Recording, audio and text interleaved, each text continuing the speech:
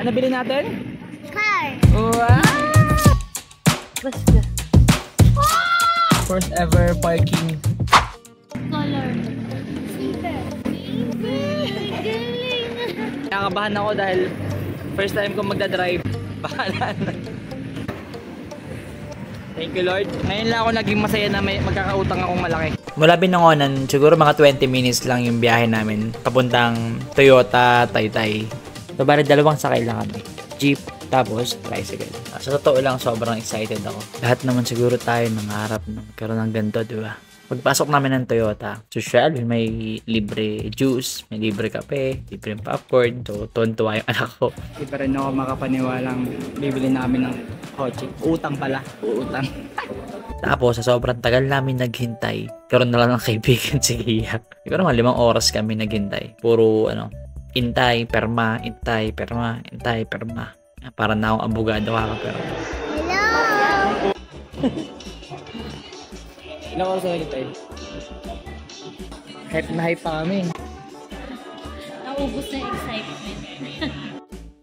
Ginabi na lang. And matapos ang 10 taon, marirelease na yung sasakyan namin.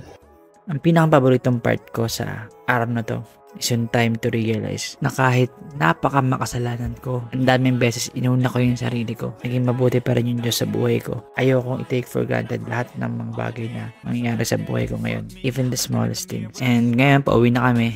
And super excited ako makita yung reaction ni Gabe. Kasi ang tagal niya nang inaabangan na magkaroon kami ng sasakyan.